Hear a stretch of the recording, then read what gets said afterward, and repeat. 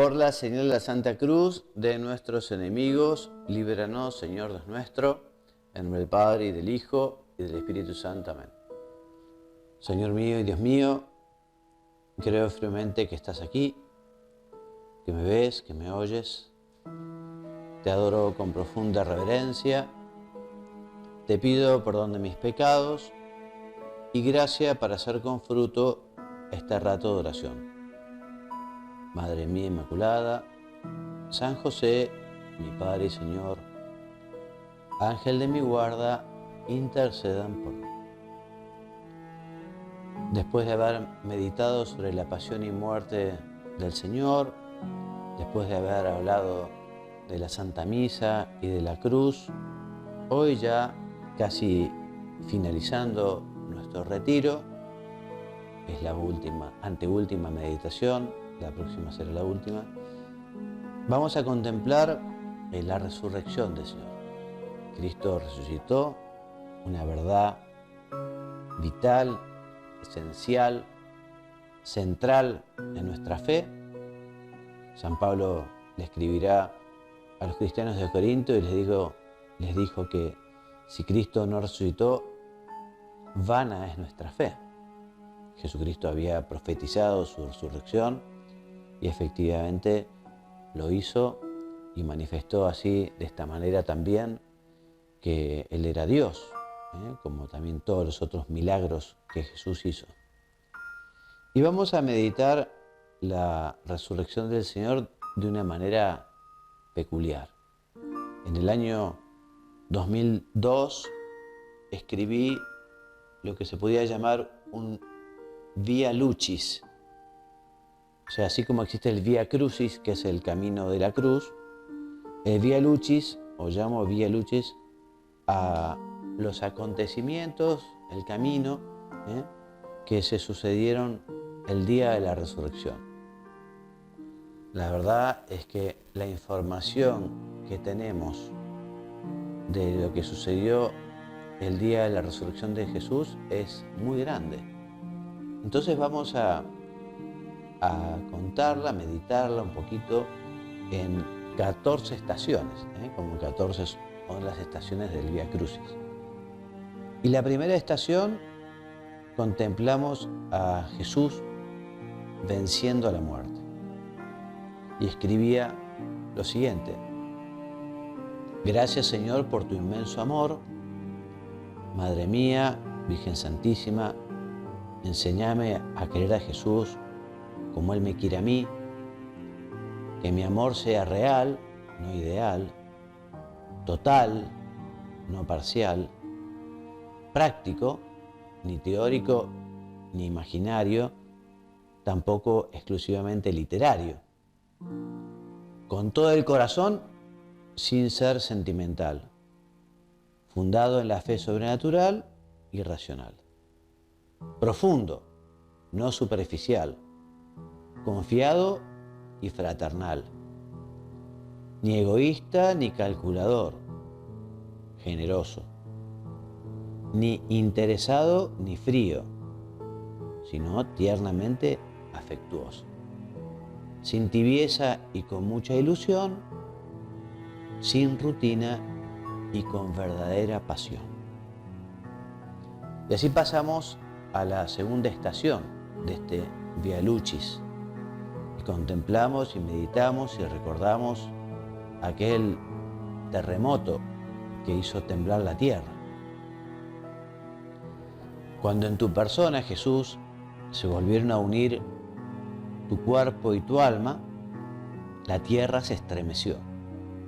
Temblaron los montes, se sacudieron los árboles y vibraron los yuyos y pajonales.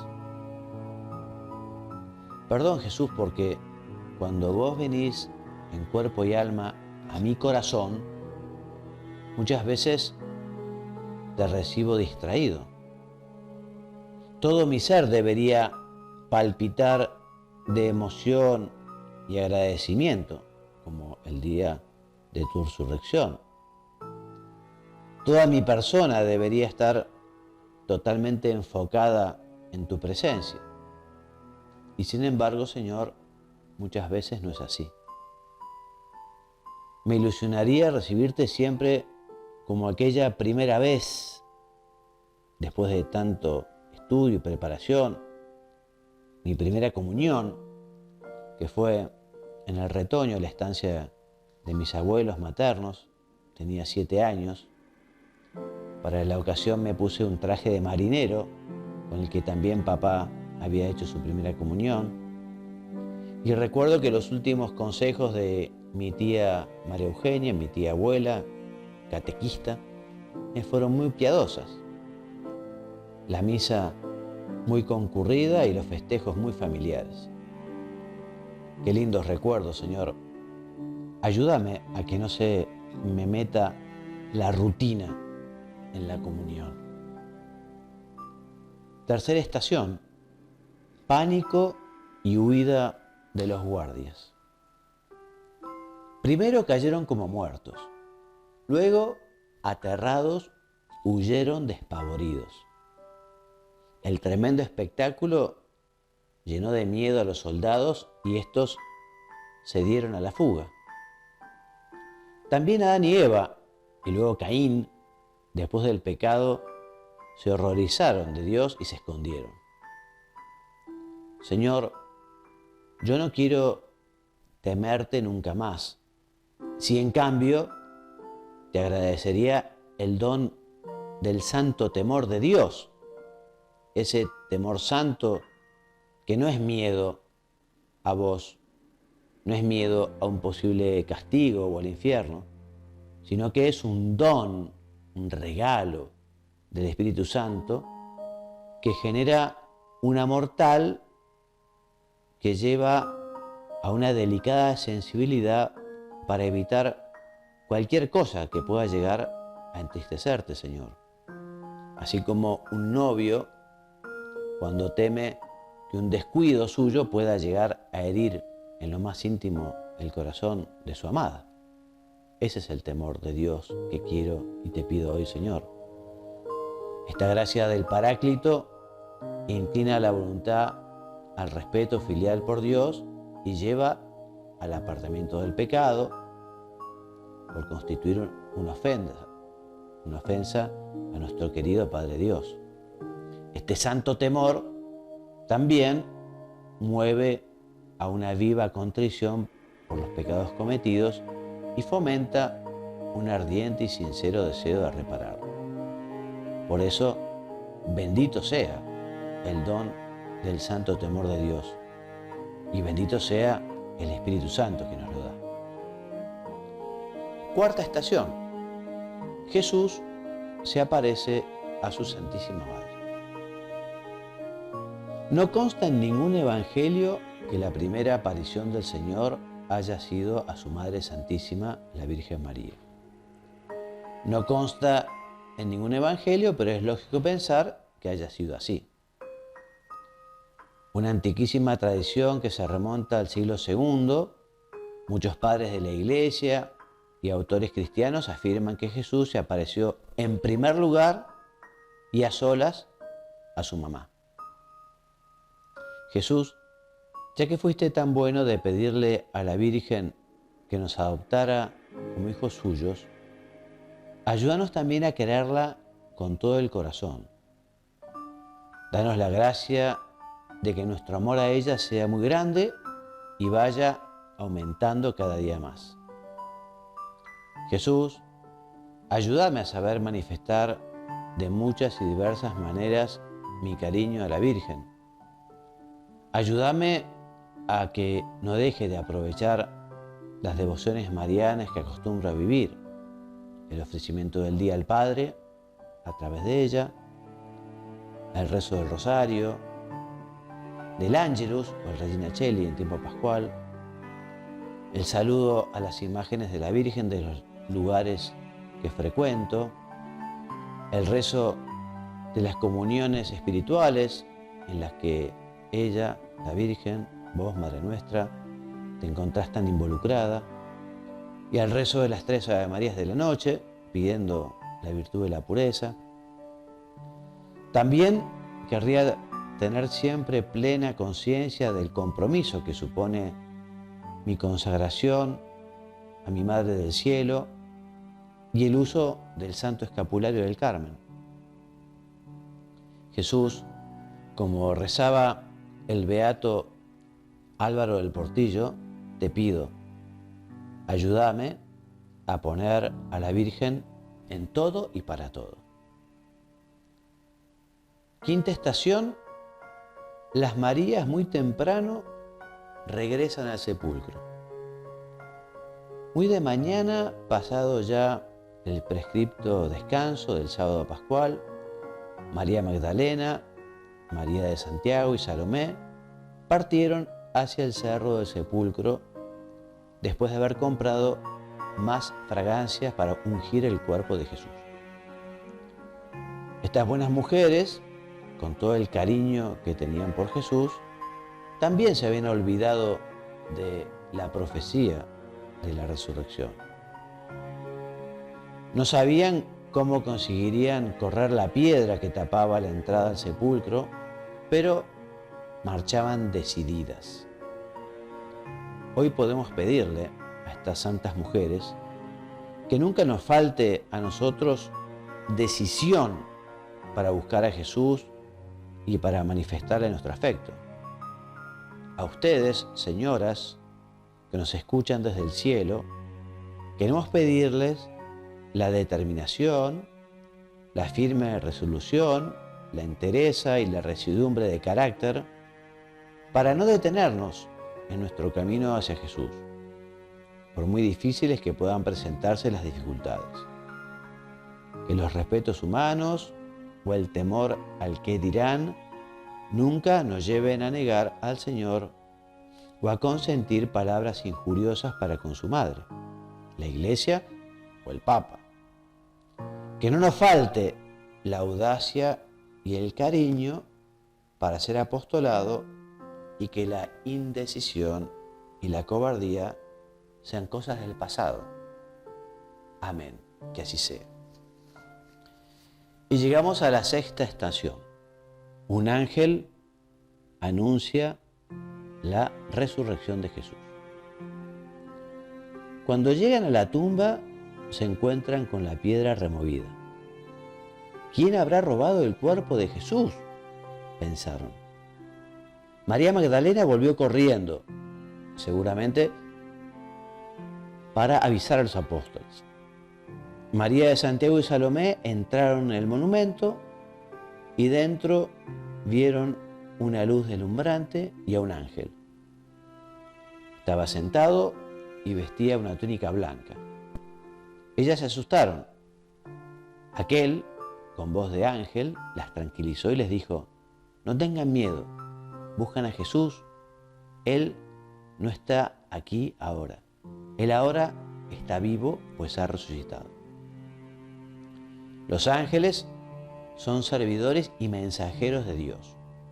Son agentes de sus órdenes que están siempre atentos a la voz de su palabra. Los ángeles, lo sabemos también, son criaturas puramente espirituales, seres personales e inmortales, que glorifican a Dios sin cesar y cooperan en toda obra buena que hacemos nosotros los hombres. Desde nuestra infancia a la muerte, nuestra vida está rodeada de su custodia y de su intercesión. Dios ha querido dar a cada fiel un ángel custodio o ángel de la guarda, que como protector y pastor nos conduce a la vida eterna. Gracias, Padre, por este regalo. Gracias, ángel de mi guarda, por tus cuidados. Reina de los ángeles, Madre nuestra, Virgen María, enséñanos a celebrar la fidelidad de estos hijos de Dios y a no ser ingratos con ellos, en particular con mi ángel de la guarda, que es tan bueno conmigo.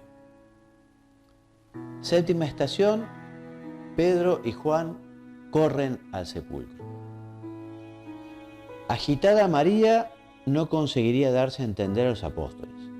Por fin consiguió explicar la situación. ¿Cuál fue la reacción de los santos Pedro y Juan? salir corriendo hacia el sepulcro. La Escritura nos cuenta que Juan, siendo más joven, llegó primero, pero que quiso esperar a Pedro. Entraron, vieron y creyeron. San Marcos nos cuenta que no todos creyeron cuando escucharon a las mujeres. Y cuando Jesús se les apareció esa tarde en el cenáculo, les reprochó su incredulidad y su dureza de corazón. Señor, como Pedro, yo también te pido, auméntame la fe. La fe es un don, un regalo, que no se puede conseguir por los propios medios o por los propios méritos. Pero si uno hace méritos, si te lo pedimos con humildad, por ejemplo, vos siempre, Señor, estás dispuesto a concederla. Señor, te pido una fe como la de tu madre, aun cuando ella muchas veces no entendía tu voluntad, llevaba todas aquellas cosas en su corazón, las aceptaba con fe y con amor, una fe fundada en la confianza total en su Padre, en nuestro Padre, Dios. Octava estación, María Magdalena llora. María Magdalena debió haber regresado a la tumba después de haberle avisado a los apóstoles. Las otras mujeres ya habían bajado, San Pedro y San Juan también. Pareciera que Jesús se les habría aparecido a sus amigas mientras bajaban a dar cumplimiento a la indicación de los ángeles. Y en ese momento ya no quedaba nadie por allí. ¿Qué pensaría ella?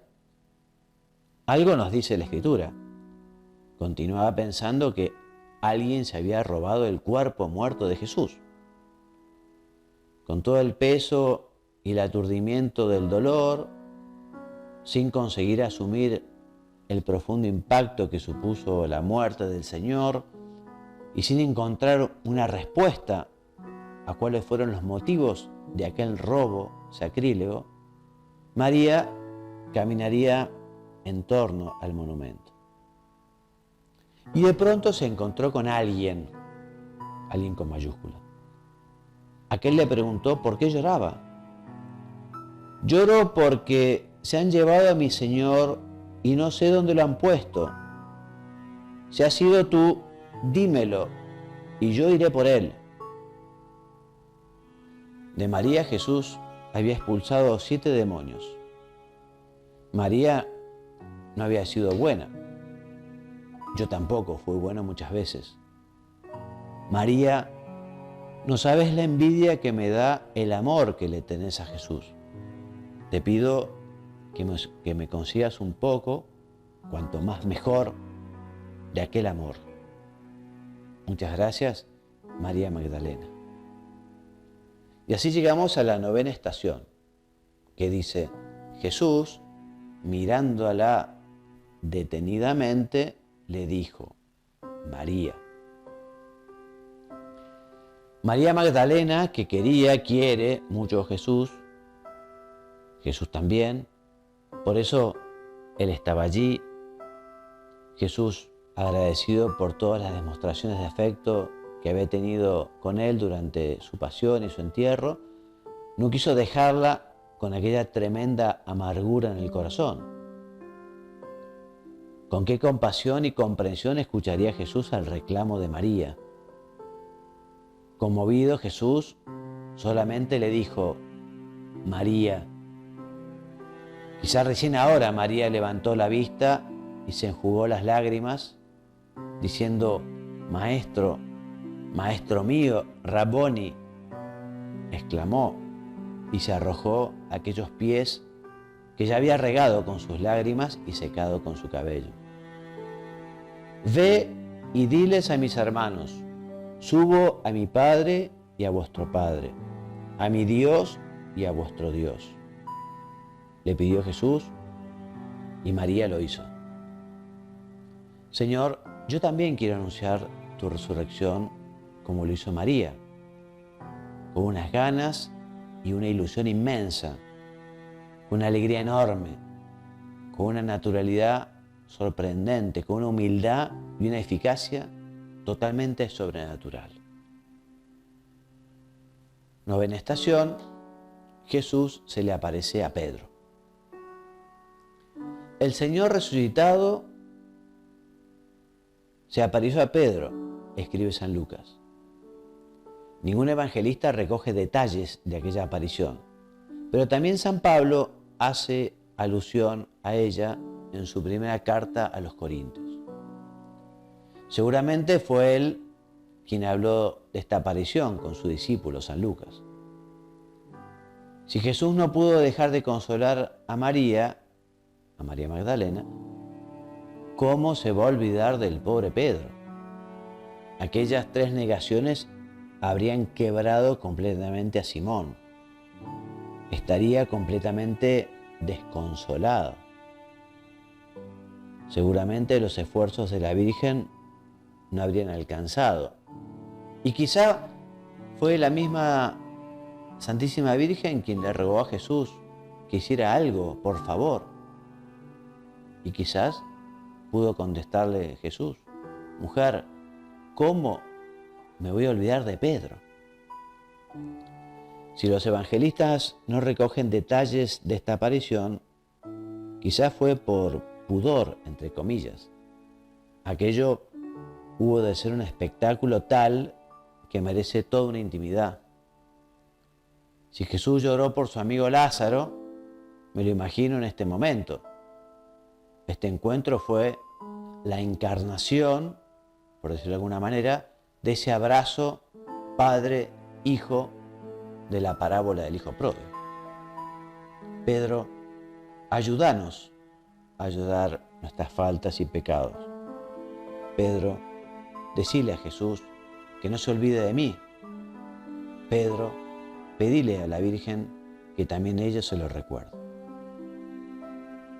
11ª estación, Cleofás y otro discípulo regresan a Emaús. Son 2 los viajeros, 2 los caminantes que caminan por el camino reseco.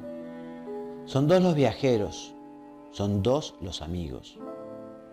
Y aunque la primavera pinta de verde la vegetación escasa, aunque salpica con gotitas de esmalto los yuyos y fachinales, aunque entona el fondo del aire y repica un poco en la sangre, tristes caminan los caminantes. Tristes y desorientados marchan los viajeros. Comentan sucesos tristes que les entristecen el alma. Comentan sucesos tristes que han conmovido la ciudad de la cual se alejan. A ratos callan. Trechos largos de silencio. Silencio acompasado por el ritmo lento de los pasos. Silencio que por momentos borda el canto de un pájaro. Así lo escribe mi padre, Juan Luis Gallardo, en un cuento llamado Los viajeros del ocaso, en un folleto titulado El gallito Bataraz y otros cuentos más o menos evangélicos.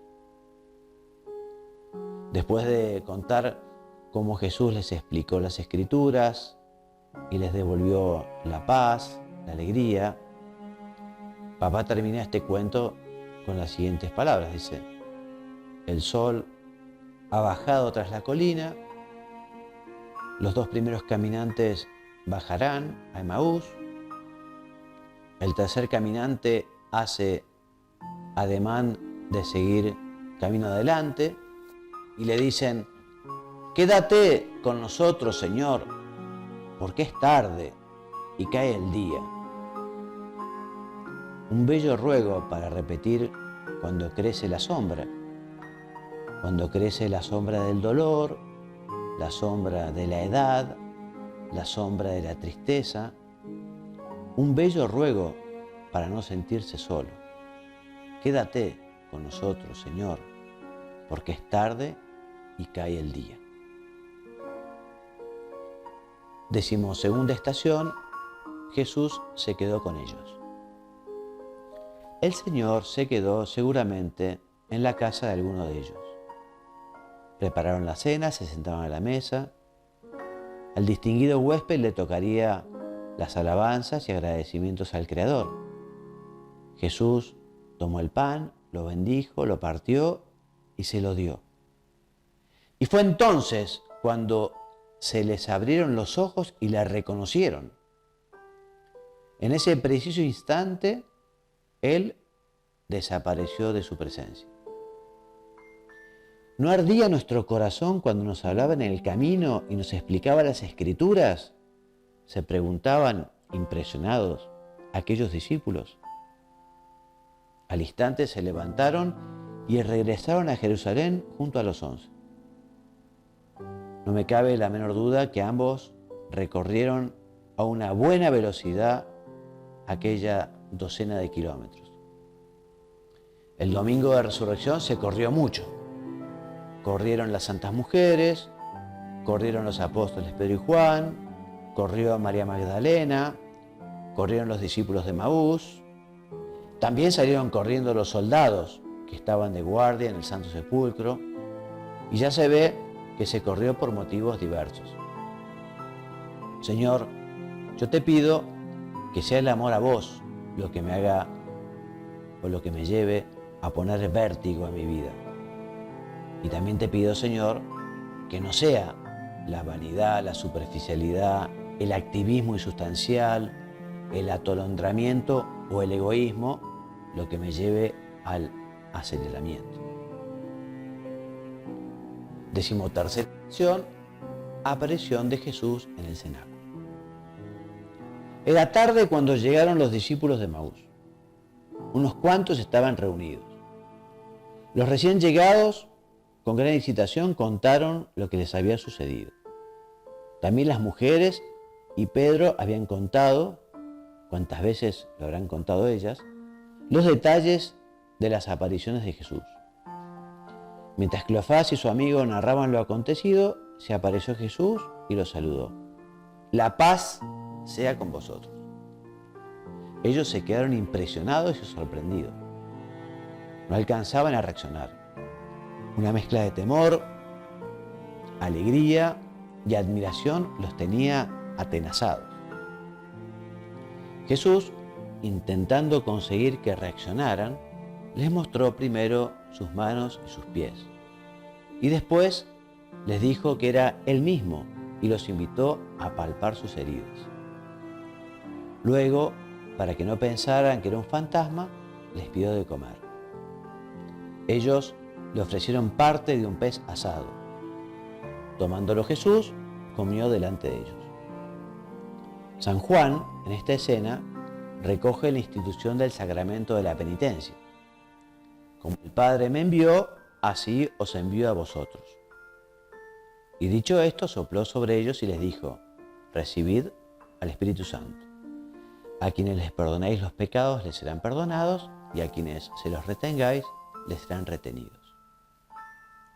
Bendito sea, Señor, el sacramento de la confesión, de la reconciliación.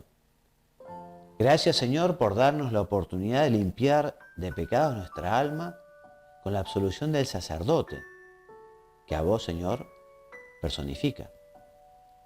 Jesús, que mi personal conversión y arrepentimiento genere un dolor tal en mi corazón que me lleve a una verdadera aversión por los pecados cometidos y al propósito de no volver a pecar.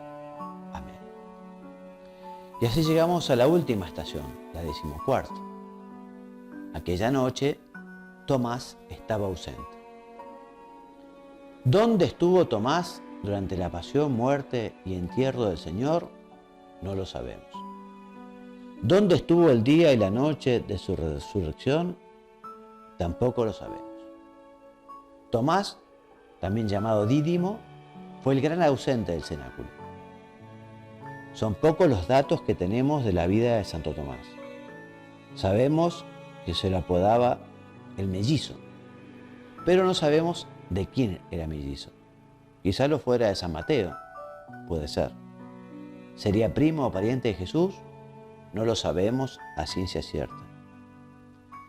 Dos son las intervenciones de Tomás que recoge el Evangelio.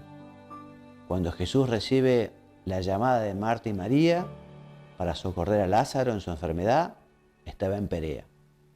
Los apóstoles desaconsejaron el viaje a Betania. Era realmente peligroso. Jesús, sin embargo, decide volver a Judea. Entonces, dice la Escritura, Tomás, llamado Dídimo, dijo a los discípulos: vayamos también nosotros a morir con él.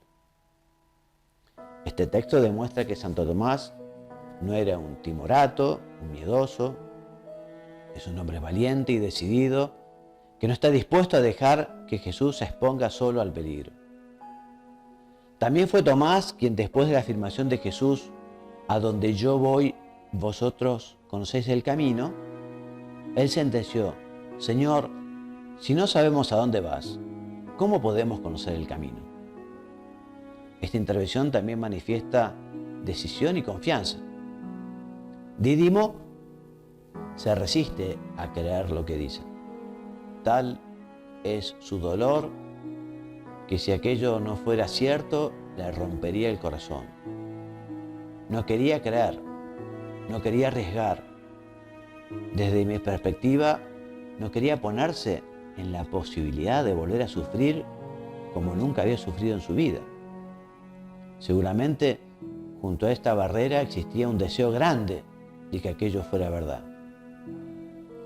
Cuando Jesús le dice: trae aquí tu dedo y mira mis manos, trae tu mano y métela en mi costado, y no seas incrédulo, sino fiel, Santo Tomás respondió: Señor mío y Dios mío. Y Santo Tomás fue fiel.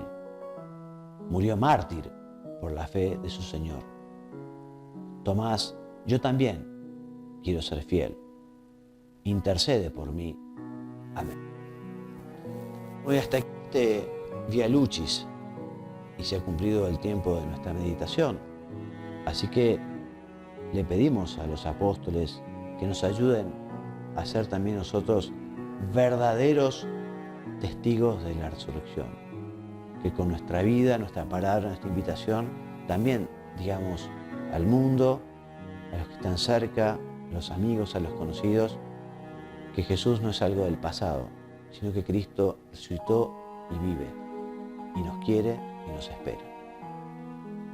Te doy gracias, Dios mío, los afectos e inspiraciones que me has comunicado en esta meditación. Te pido ayuda para ponerlos por obra. Madre mía Inmaculada, San José, mi Padre y Señor, Ángel de mi guarda, intercedan por mí. En el nombre del Padre, y del Hijo, y del Espíritu Santo. Amén.